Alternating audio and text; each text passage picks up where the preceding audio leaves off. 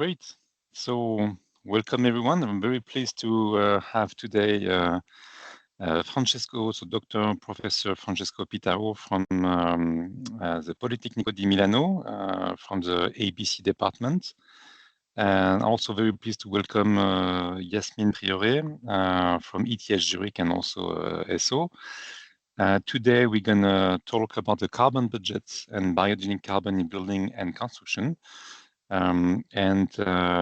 Today we also have Dr. Zuhaib Batra, who will moderate the question and answers, but also potentially do the timekeeper for the conference, and also we'll do a small introduction about who we are and why we're doing this webinar.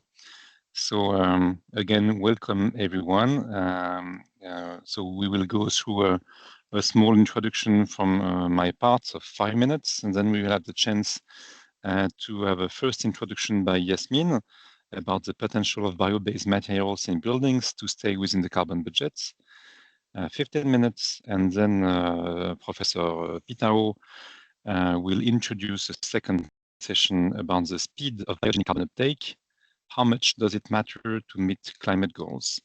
After this, Dr. Zuhaib Batra will moderate the question and answers, and I will finally close the session on time after an hour of conference and webinar together. Just a bit of context now. So with Yasmine and Zuhaib, we are part of the University of Applied Science, Western Switzerland, and more specifically about the School of Engineering and Architecture in Fribourg. We also are part of the Energy Institute. The school has more than 10 research institutes, and we are part of the Energy Institute, also part of the Smart Living Lab in Fribourg. The Smart Living Lab is a joint institution between the University of Fribourg, the Polytechnical School of Lausanne, and the University of Applied Science. At Energy, we're looking at building and neighborhood scales, working on energy efficiency and environmental impact, but also about electrical and thermal networks. And on my side, I'm more specifically looking at the question of the life cycle assessment of buildings, the carbon footprint of buildings, the carbon budget also. And we have, for instance, such a research project right now with SFOE and the BioLoop project about the bio-based materials. And we are going to share probably some of the results with Yasmine in the first talk. We welcome you to go on our website that we just released a few weeks ago. You have here under the address buildinglowcarbon.com, where you will find some of our latest projects, but also latest publications. So in the field that is of high interest for us, the question of the building environment and the climate transition, we have multiple challenges. First, we have to meet climate goals. We know that buildings is a significant source of emissions at the world scale. We have more than 40% of CO2 emissions coming from the built environment. In the meantime, we're talking about sectors that have a large lifespan of buildings. So with a time of lifetime, very high. So a slow speed of change of buildings and of the sector, with a complex value chain, multiple actors that needs to be involved in this process of decarbonization of the building sector. And in the meantime, a lack of awareness. That's why we decided with the team to start a webinar series to share our results, not only to the scientific community, but also to practitioners and professionals interested in having more insight about carbon footprint of buildings. We also have a high regulatory agenda, as we have now in line the EPBD directive that will be enforced starting from 2028 for every buildings that are more than 1,000 square meters. where all the EU members will have to perform a life cycle assessment, and thresholds will be progressively in place until 2030. We also have in Switzerland now a norm, the CR 390, since 2025, that gives a first carbon threshold for the life cycle assessment of buildings, and a couple of countries that already have regulated, specifically France, with a progressive embedded emission regulation for these buildings until we reach net zero in 2025. We are also proud to be part of the Annex 89, where we discuss with researchers at the global scale about ways to implement net zero whole life carbon buildings. And that's why we are very pleased to host periodically researchers and practitioners working actively in the field of life cycle assessment, but also carbon budgets in practice. So welcome everyone again for this webinar series. And I have the privilege to let the floor to Zuhaib to introduce how we're going to spend the next hour together and how you're going to be able to ask some questions to our two invitees. Thanks a lot. Thank you, Thomas, for the nice introduction and brief overview. I would also like to welcome the audience once again, and thank you for joining us, who joined late. Of course, it's not a problem. We still have the two upcoming presentations by Francesco and Yasmin on the biogenic carbon. Before that, I would like to give a brief instruction to people who are attending. If you have any questions, please type them in the chat box. You can always mention the name of the speaker whom you're addressing that question. We will collect your questions throughout the presentation, but only in the Q&A session, which is after the two presentations. We will raise those questions and ask the speakers. So please don't hesitate to write your question. And the mics and camera is disabled for you, but the chat is active. So looking forward to listening to your questions and also getting answers from the speakers. So with that, I would like to welcome Ms. Yasmin Priore, who is a scientific assistant working with ETH Zurich and also the University of Applied and Arts Sciences in Western Switzerland. So it's a very interesting combination of work that she presents. Yasmin, on to you. Thank you. Thank you, Zuhaib. Yes, my pleasure to be here. And well, you already presented me, but I'm working at the Energy Institute that Thomas presented, and I recently finished my PhD at ETH Zurich. And today I would like to present actually part of the work that was in the frame of my PhD, and also results that came from the BioLoop project that Thomas mentioned before, which is on the potential of bio-based materials and biogenic carbon at both the building scale and the building stock scale. So just, okay, to control, perfect. So the objective of this part of my PhD was to explore the potential of bio-based materials to both mitigate emissions and act as a storage medium for biogenic carbon. And just to give first a little context, bio-based materials are widely discussed in the literature for their recognized lower impact in production, but also for their intrinsic ability to store biogenic carbon. Nevertheless, multiple questions remain on the durability of this storage and on disagreements on how it should be accounted for. My work focused on applying different accounting methods for biogenic carbon within different scales and temporal dimensions, and then comparing this mitigation potential to the calculated carbon budgets for Switzerland, and to understand the potential of such strategy when scaled up at the building stock level. So this was first done, as I said, at the building scale using standard life cycle assessment and biogenic content calculations, but also including some semi-dynamic methods to account for the benefits of storing carbon in the time frame of a building. And then at building stock level using carbon stocks and flows analysis.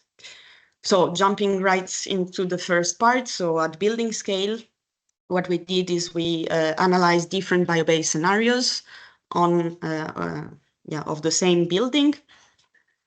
And here we can see the example of the facade composition for a new multifamily house of medium density. So we have 3 scenarios: a standard with concrete structure and EPS insulation, a bio-based so-called realistic scenario with a wood frame structure and wood fiber insulation, and finally a bio-based advanced scenario using a timber frame and straw bale insulation. As you can see here also below, the thermal properties of the scenarios were kept constant throughout to ensure that we were comparing the right things, and also to assume in our study that operational emissions will not be affected by these changes. So at building level, these scenarios that I just presented were applied to all the elements of the building, so the thermal envelope and the internal partitions. And as you can see from this figure, the results show a sharp decrease of greenhouse gas emissions, the embodied impact, almost reaching the 2030 budget for Switzerland. And most strikingly, we see a very important increase in potential biogenic storage within these elements, increasing it by 18 times compared to the standard, which basically has no storage potential. We repeated this exercise on 4 different case studies to try and find also patterns and understand the effectiveness of the different case studies. So we see here 2 new constructions on the above graphs and 2 renovations in the lower graphs. And we differentiated between larger buildings on the first column and smaller buildings in the second column. As we can see, advanced bio-based scenarios, so the third column for each scenario,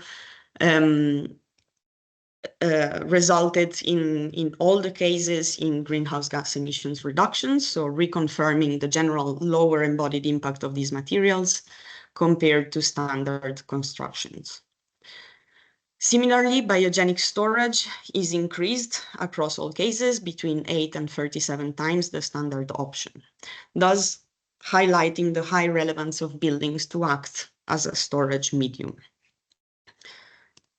In this figure, we went a bit deeper in trying to understand how the different elements in the 4 case studies perform when switching to advanced bio-based scenarios.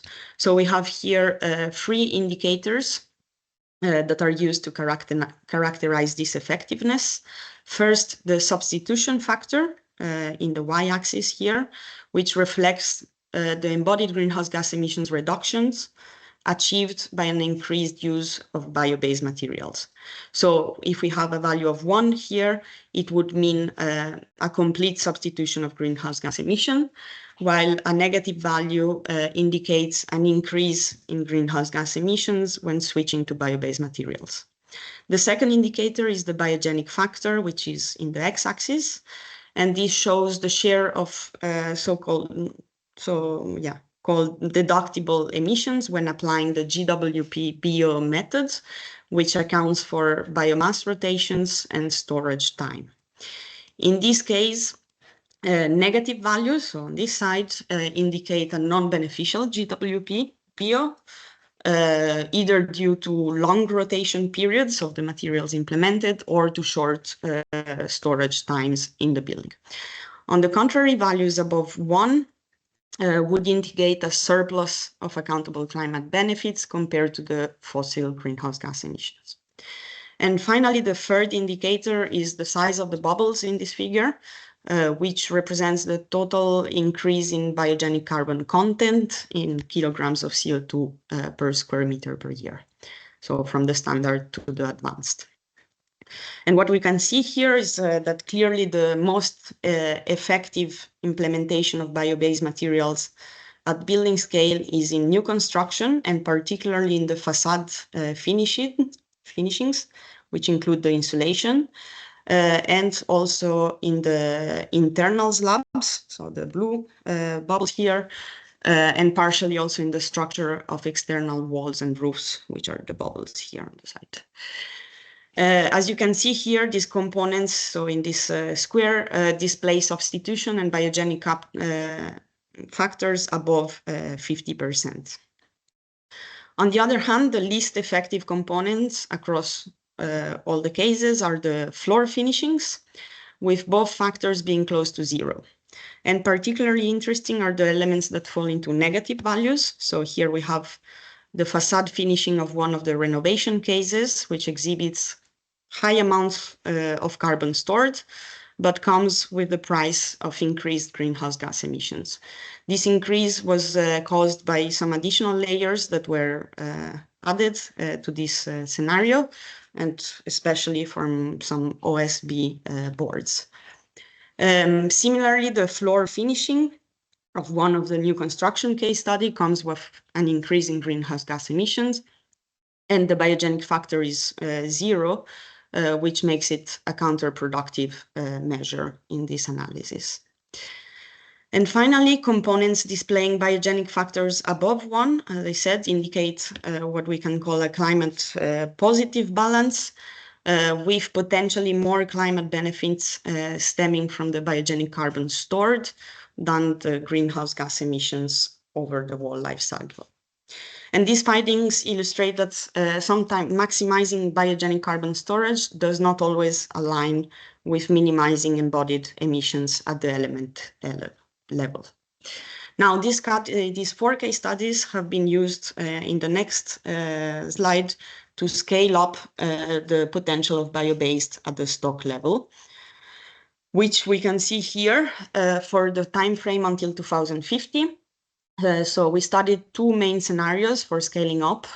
A business as usual one, which prolongs current bio-based activities, and an optimistic one, which assumes a full implementation of advanced bio-based scenarios in a linear way until 2050. So basically reaching 100% of bio-based constructions in 2050. And this figure shows the cumulative greenhouse gas emissions in positive here, and the cumulative biogenic carbon storage in negative. In general, we see a relatively small decrease in emissions between the business as usual and the optimistic base scenarios by 2050, but a decisive increase in biogenic storage in the same time frame. And compared to the carbon budget, which is the red line here, and the NET reference, the green line here, from the Swiss strategy, we see that the optimistic scenario does enable cumulative emissions to stay within the carbon budget, but also approaches a relevant coverage of the NET needs. Looking closer at the yearly trends in new construction and renovation activities, the first striking result is the sharp decline in greenhouse gas emissions from new construction. This is largely driven by our population projections, which lower the demand for new housing. And the effect is also reinforced by the assumption in this model of a stable and low demolition rate in the baseline scenario. In contrast, emissions from renovations gradually increase, even though the material intensity per renovation decreases, and the overall rise is due to the assumption of a steadily increasing renovation rate all the way to 2050. Currently, new constructions contribute about 4 times more to embodied greenhouse gas emissions than renovations. But by 2050, this balance flips completely. So renovations are projected to emit roughly 4 times more than new builds. And a similar pattern emerges when looking at the biogenic carbon storage. So in the near term, new construction dominates with a peak around 2033, nearly double the carbon stored compared to renovations that year. But as construction slows, storage capacity falls as well, while renovation activity keeps growing. And by 2050, renovations could store 3 times more biogenic carbon than new construction. Still, when we compare storage to emissions, which is the red lines in the figure, new constructions remains more effective. So by 2050, new builds achieve a 300% storage to emission ratio, while renovations reach about 176%. This shows that although their overall role in the stock decreases, new constructions are more effective at locking away carbon relative to their emissions. Now, even though 2050 seems far away, it is a relatively short time frame to fully grasp the flows, dynamics of biogenic carbon in buildings, which usually have longer lifespans than 25 years. So to better understand these dynamics, I artificially prolong the time frame as a sensitivity analysis, which is not a realistic projection.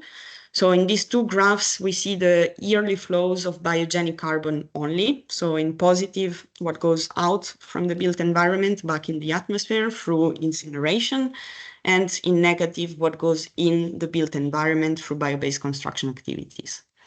The black lines represent the net result of the two. So if negative, it means we are actively increasing our biogenic stock. If zero, the biogenic stock remains stable. And if positive, it would mean we are unstocking. And the only difference between these two graphs is that on the left, we assumed a higher demolition rate, meaning also higher construction of buildings to replace what is being demolished. While on the right, the demolition rate is kept constant at the current value. As you can see, the biogenic stock balance, so the black lines, have a tendency to go towards zero in a very long time frame as population and related construction activities stabilize. And therefore, we slowly reach a point where the same quantity of bio-based materials is being demolished and rebuilt. This, of course, happens faster in the high demolition scenario because the turnover of buildings is faster, which also means though higher emissions to build more. In any case, the point here is that the biogenic storage in the built environment keeps increasing over a very long time frame, as long as the biogenic that is released is also replaced. So in conclusion, these two studies highlighted that at building scale, bio-based materials are an effective mitigation measure, reducing embodied greenhouse gas emissions between 18 and 40%, and storing up to 480 kilograms of CO2 per square meter. The most effective elements within a building are the structure of slabs and the insulation of facades. While at building stock level, a limited reduction in cumulative emissions until 2050 is achieved through bio-based scenarios, but a relevant and long-term storage is possible. And finally, these results highlighted the need to support bio-based materials for its substitution effect for practitioners in the sector, but making sure that the right materials are used at the right place. While at national and policy level, this should be seen as a complementary strategy to other mitigation policies, but we highlighted that biogenic stock changes within the built environment should be monitored and utilized. And that was it from my side. Thank you very much, Yasmin, for the great presentation. I would encourage the audience to please type in their questions in the chat so that we can follow up in the Q&A. So with that, let's move on to our next presentation by Francesco. Yep, I'm here. Good morning, everyone. Thank you very much for the invitation. My name is Francesco Pitamo. I'm professor at Polytechnic of Milan, and I work mainly on sustainability and LCA applied on construction. So my speech today is focused mainly on biogenic carbon, and especially I want to talk a little bit about the importance of the speed of uptake the carbon all over the life cycle of a building.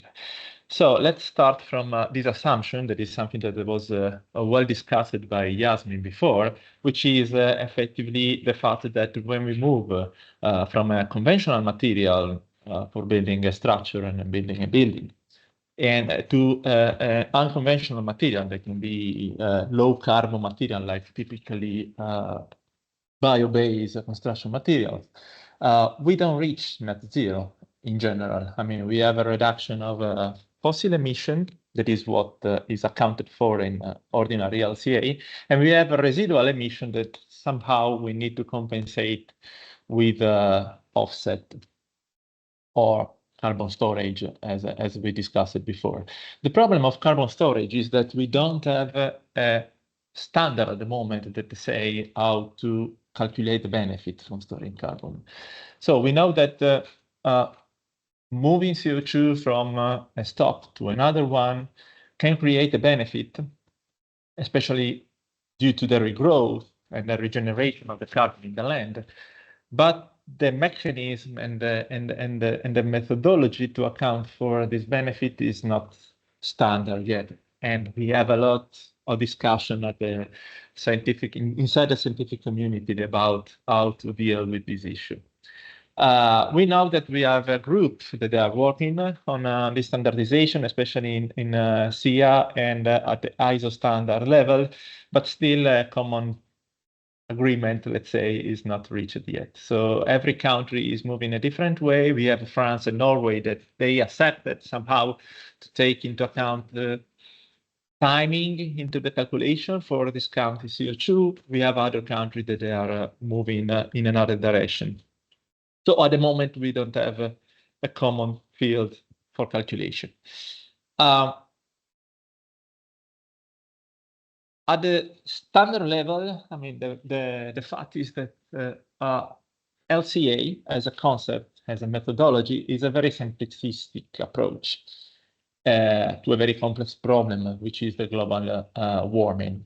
And the way that we calculate the global warming potential, which is the indicator for climate change, is based on a statistical approach. So we basically compare, as you know, I don't know how much practical you have and familiar you have with LCA, but what we do with carbon footprint assessment is that we calculate the effect that the greenhouse gases has when released on the energy balance in the atmosphere, and then we normalize, basically, that's the operation that we do, this climatic effect on the radiative forcing to the effect that the CO2 provides to this balance. So that's why we basically calculate the global warming potential in a kilogram of CO2 equivalent, typically. Okay. So this is a very simplistic approach that doesn't take into account the time of emission and absorption. So when we want to deal with biogenic carbon, and we look at the standard, normally we don't have this inclusion on the global warming potential calculation, just because we have the assumption that the cycle of biogenic CO2 is neutral, as long as we take the material from a sustainable managed forest or, in general, bio-based production. So the CO2 biogenic is not included in the problem, and we just take into account the effect of biogenic methane to the global warming potential. This method is called 0-0, and that's the real standard. I mean, the IPCC is based, the normal standard IPCC is based on this method. However, there is a way to take into account the CO2, not in a dynamic way, but in a very simplistic static way, which is the -1 + 1. And this method allows you to recognize the fact that in a structure, in a part of the building, you are able to store CO2, and that could be a benefit.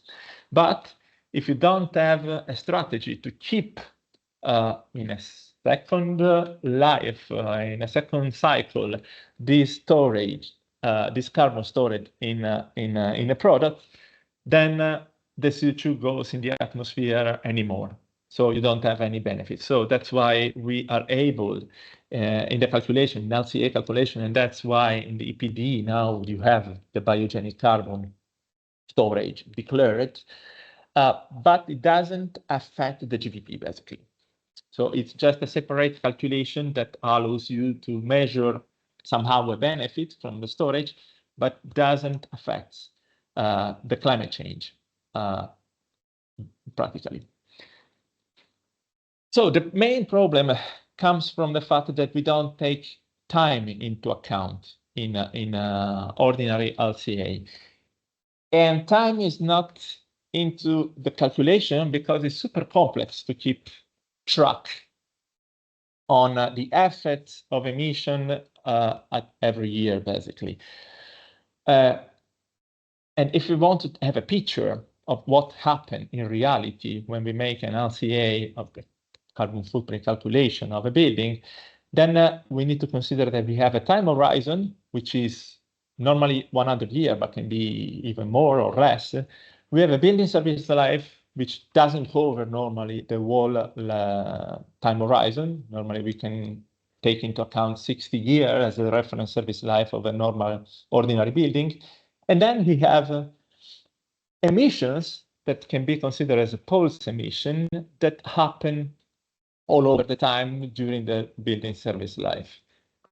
When we take into account also the problem of biogenic carbon, we have also the cycles and the negative or positive emission that comes before the construction, like typically the growth of the forest or a bamboo plantation or whatever that can take a long span or a fast rotation. And then we have also, if the forest is sustainable, we have the restoration of the carbon.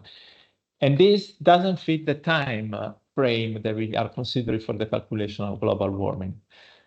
So time, it's really controversial part of this problem. How we can deal with time? Well, there is a methodology which is called dynamic LCA, which allows us to consider the time of emission and the effect of the climate of the emission. The mathematics change a lot from standard LCA because it's not that simplistic as approach, because considering the what is called the characterization factor of each greenhouse gas, in this case, we don't take a static value as the one that I showed you in the tab before that comes from IPCC method. But here, the characterization factor depends on the time of emission.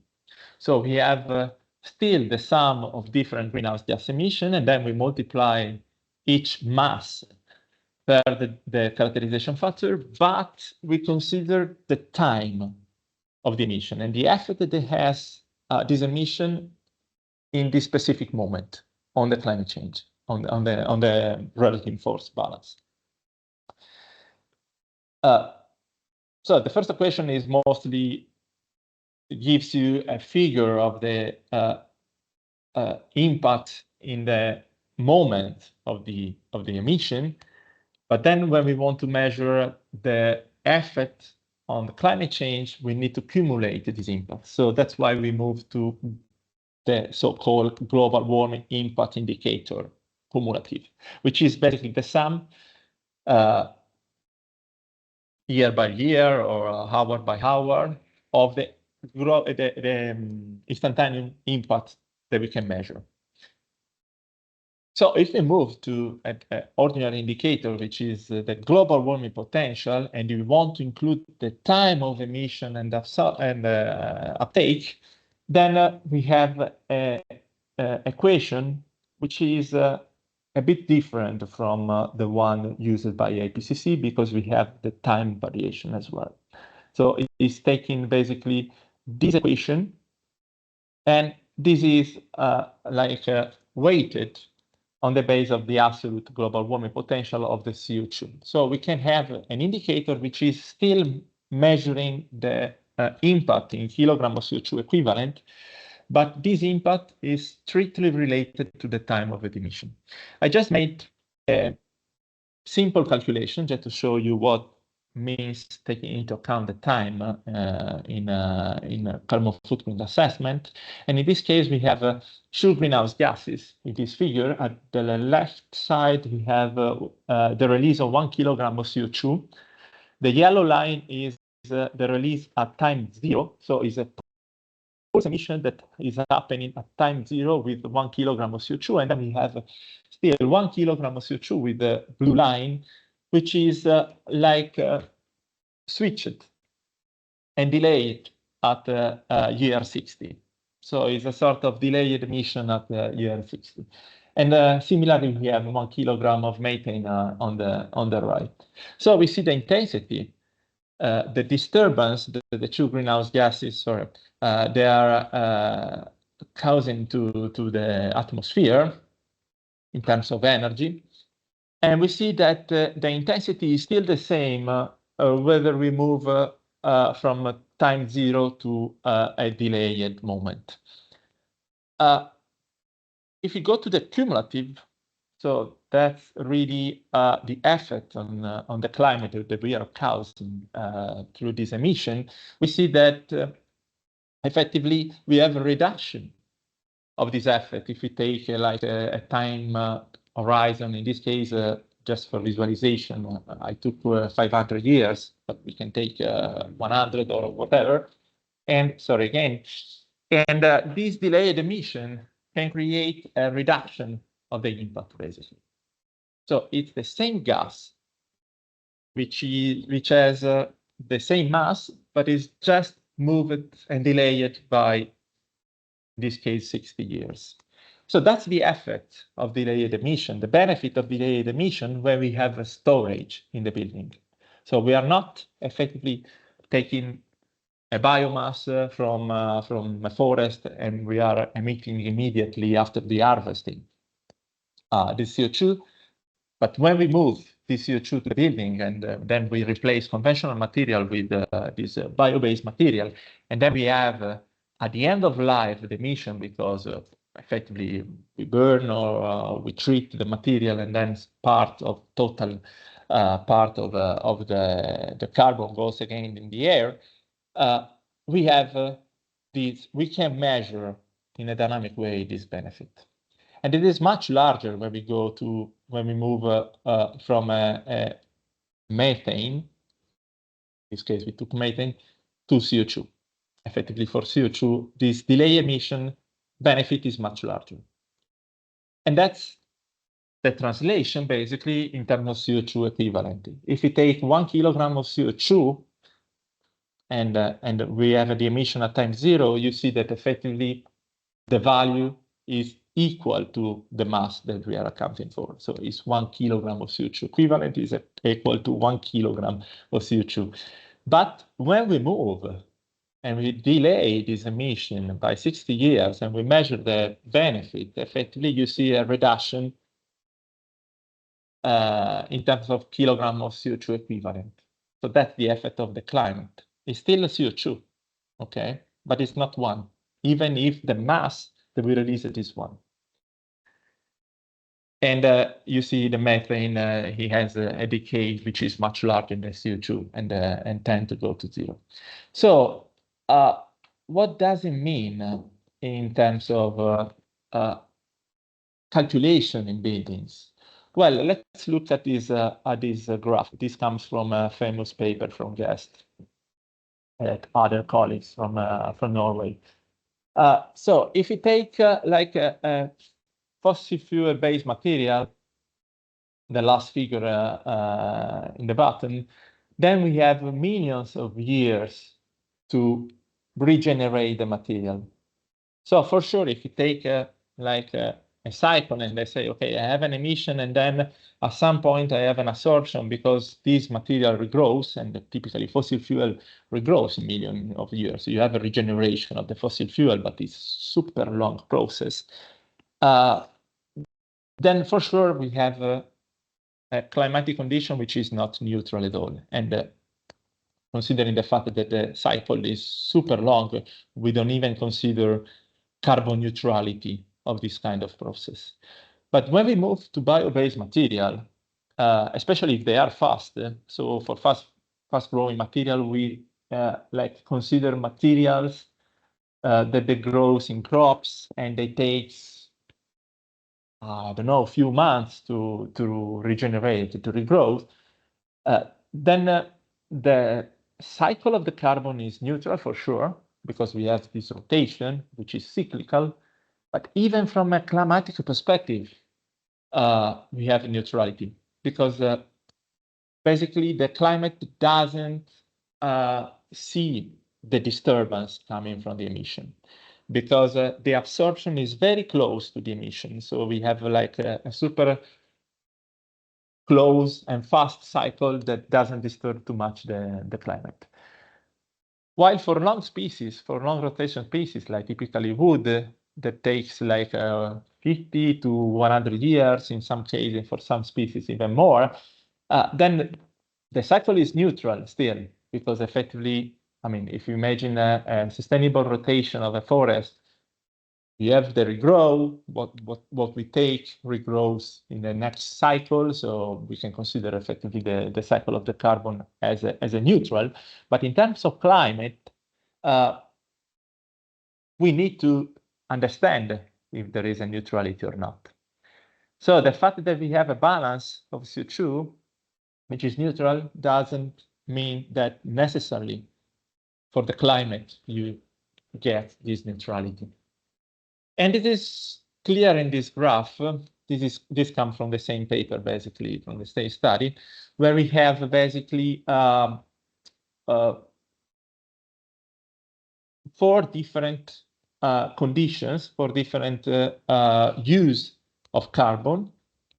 And we measure the effect of storing basically 1 kilogram of carbon in these 4 environments, considering 2 factors, basically. The first one is the storage, which is measured normally in years, and the second one is the rotation. So here we want to see what is the effect using a dynamic approach, what is the effect of storing 1 kilogram of carbon in 4 different ways. And the different way we are using the carbon are conditioned by these 2 factors, basically.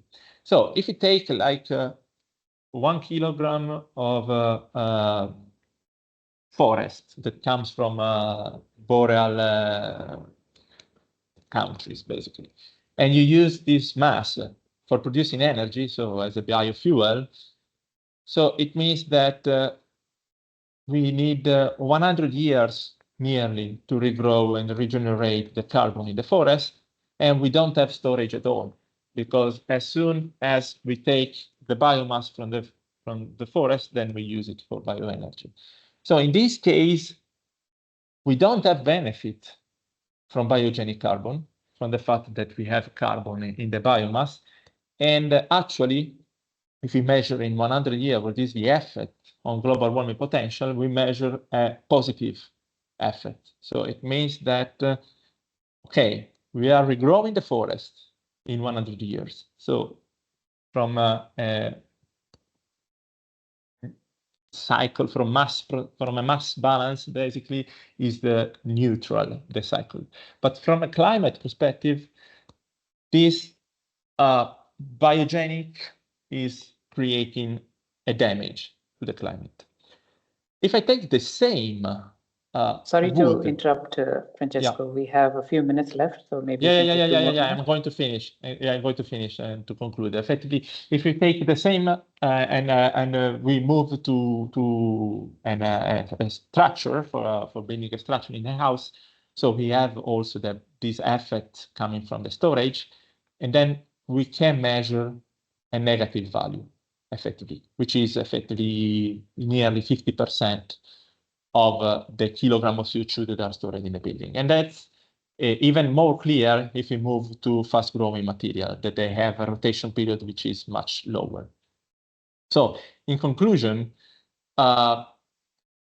we are able to build a climate-neutral construction. We just need to use in a different way the material inside the building. So at the moment, for ordinary carbon-intensive building, we use a lot of high carbon materials and very few carbon negative materials. But if we reverse basically this pyramid, I don't know, there is an animation in the slide, but I don't know how to like activate this animation. I don't know what you see here. I see just the reversed pyramid, but just imagine to like do the other way around to increase a lot the number of the mass of bio-based material, and then effectively you can balance the emission, the positive emission coming from the rest of material. So just to conclude, we have a problem in calculation because we don't have a single methodology that is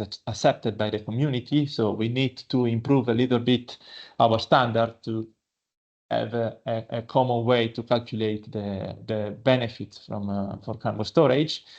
The storage period is important, and the speed of carbon restoration is fundamental to promote a positive effect on the climate. Dynamic LCA is a method, but it's super complex because we don't have practical instrument for the design. So the method that Yasmin presented before, the semi-static method, is much more practical in my opinion. So that's something that effectively can be implemented in a standard in the future. And just to conclude, when we want to move to climate neutral building, we don't need to invent like magic stuff. We have already in the market material that can be useful for reaching this goal. And we just need to balance in a different way the use of the material inside our design. Thank you very much, Francesco. Thank you for your nice presentation and a lot of interesting insights. I'm sure the audience found it really useful. Let's take a leap into question and answers, and as much we have little time, but we can definitely take some questions. So I would actually start with a question from the audience for Francesco, for you. This is the question about, would we have enough resources on regrowth or production rate to switch entirely to bio-based materials? If not, are there limits or capacities known? Yeah, I mean, this is a quite difficult question in the sense that we need to like frame a little bit which are the boundaries of the system. We did some calculation at the European scale, considering just an internal production of bio-based material, and we realized that effectively there are some species that they can cover the demand of insulation, for instance, because most of the bio-based material are mainly interesting for building insulation because they have a good property in this sense. And especially straw is a very like good material because effectively we produce a lot of straw, and straw is not used mostly. I mean, it has a very limited market, and in some countries it's considered also as a waste. So like people that they grow straw, they need also to pay for landfill, and then that's a potential basically. So for other material is much more problematic, like typically for timber. Thank you for that answer, Francesco. Very useful. I think so. Yasmin might have very interesting answers because we're just working with Daya also attending here. I see the meeting about a project calling a project Habitat about the demand and the offer of wood in Switzerland. So maybe Yasmin, I'm sure you can complete a bit about this question. Yes, we did check in Switzerland with comparing offer and demand. The demand side comes more or less from the building stock model that I presented today, but with different case studies that we studied in this Habitat project. But what we found, to make it short, is that there is still a part of the Swiss forest that is underutilized. We had also some talks with experts in the field, and basically increasing the demand only for a multifamily house, so looking only at multifamily house, could be covered by an increased harvest, sustainable though, and within the limits of sustainable harvest, and also redirecting wood that is currently going directly into the energy sector, but making it first go through the construction sector, which actually also we found out that it doesn't affect the end availability for the energy sector, because when you process wood for construction, you do have residues that go back into the energy sector. So there are, of course, some trade-offs, but there is in Switzerland the possibility to cover an extreme demand of building all multifamily house with building, let's say, with wood timber. Thank you, Yasmin, for your answer. And thanks, Sama, for your question also leading to Habubat. I shared a link in the chat if what is interested. I would also like to extend another question to you, Francesco. That would be specifically asking how to make sure that growing these bio-based materials do not interfere with agriculture. Do you have any? Yeah, that's a good question from Gaia. Yeah, I know. I mean, it can be problematic. I mean, I'm working with bamboo in Italy now because there is a growing interest in growing bamboo moso species, especially for carbon storage. And effectively, now the question is very urgent. The answer of this question is very urgent because most of the farmers now, they are motivated to grow bamboo and to stop growing tomatoes and other species because they are much more interesting for them because they make big money from carbon storage because effectively now with carbon offsets, I mean, farmers they take money from storing carbon in the land, and that's a big argument because effectively there is a sort of interfere with the demand of food. So we need to find a regulation and we need more research, in my opinion, also to see which are the threshold and limits. Thank you, Francesco, for that answer. I think it's very interesting to see how the awareness around biogenic carbon is increasing among researchers and practitioners. A related question would be, I would like to direct to Yasmin. Maybe in your research, you came across that people are becoming more aware about these composite timber construction with cross-laminated timber, with using agricultural waste in it and trying to develop insulation and solutions. How can we can increase the awareness in the market? Have you ever had any discussions about this in your experience? Well, awareness, I think that from the people I worked on, like also with, I'm sorry, is also architects that are in the field, and I mean, maybe they were particularly interested in the topic, so it's not a very good pool of expertise, but the awareness might also be there. What I think is blocking a bit the implementation of, especially, I don't know, straw or hemp, is also a lack of standardized construction details or regulations, or there is a lack of knowledge, but also from a regulatory perspective, which might make it harder for someone to take the risk to use a different material than what is already commonly used, I would say. Thank you very much, Yasmin. Yeah. That's very, very good. Francesco, maybe just the last question to you for this. I guess we do not have many more questions, but there is a risk of greenwashing that we've been talking about in the recent times, false marketing when promoting bio-based materials due to unclear biogenic carbon accounting. As you have mentioned, the methods are different. Some agree with it, some don't. But the marketing perspective is becoming very, very strong, and it has to do with the commercial products that will be available in the market in the future. What are the risks around this, if you have any experiences with this? Yeah, I mean, the risk of greenwashing is always behind the corner, in my opinion. And as long as we don't have a standard, everybody can say everything, effectively. I mean, just imagine the confusion that we have, and everybody is confused, also academics, about the concept of carbon neutrality and climate neutrality, because they are two different things, but they are very often confused.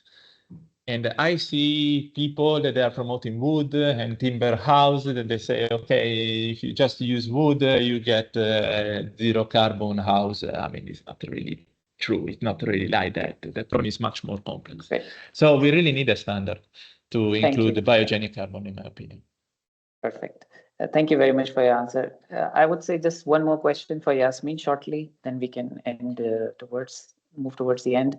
It's about the calculations that you conducted, Yasmin. Did you take into account metal fasteners or substructure or all the cladding that is required to I was actually replying in the chats directly. Great. Yeah, we did in our case studies. We actually tried as much as possible to consider. So from standard to advanced bio-based, we accounted for especially fire regulations, which was one of the reasons why in some of the element level cases, the greenhouse gas emissions were increasing, because in some parts of the buildings and for some case studies, we added, for example, as additional layers for to go for the fire regulations. Thank you very much, Yasmin.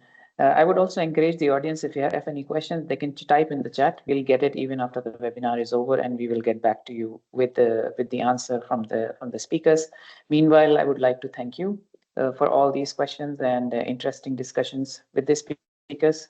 Thank you, Francesco, and thank you, Yasmin, for insightful answers. I hope the audience got to some step of information which is useful for their understanding of biogenic carbon.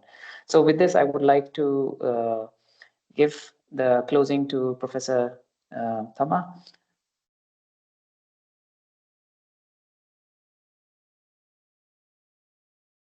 Thank you so much, Suhaib, for your moderation. So again, thanks a lot, Yasmin and Francesco, for your very valuable insight. And I guess everyone wants to know more about this, so engage everyone and to ask you directly questions on your emails or to go through your scientific publications that I'm sure are available online. Just a few words to close this session, just to let you know that this webinar is recorded, but we already have other webinars that have been recorded before, and we will have another one next week, an upcoming webinar about life cycle assessment reporting for buildings. Everyone knows that sharing data is of high interest and valuable, but we need to standardize reporting frameworks. So we work on it with Suhaib, and we will welcome also Martin Ruck from the GDBI initiative next week. So if you're interested in joining us for this next webinar, you can just say hi in the chat now, and we will get in touch with you. Otherwise, you can also scan the QR code and you will be directly moved to the registration page. So feel free to go back also on the website if you want to see the recording or share it with your networks. So you can go on the website buildinglowcarbon.com. And now I think it's time to leave you, unfortunately, and to close this session and webinar just on time before 1 p.m. I wish you a nice journey in your decarbonization of the buildings and building environments, and of course, a nice lunch if you did not have the chance to have a lunch yet. So again, thank you for your participation. Thank you, Yasmin. Thank you, Francesco, and see you soon, at least next week, if you are available. Bye-bye. Thank you. Thank you very much. Bye-bye. See you. Bye-bye. Bye.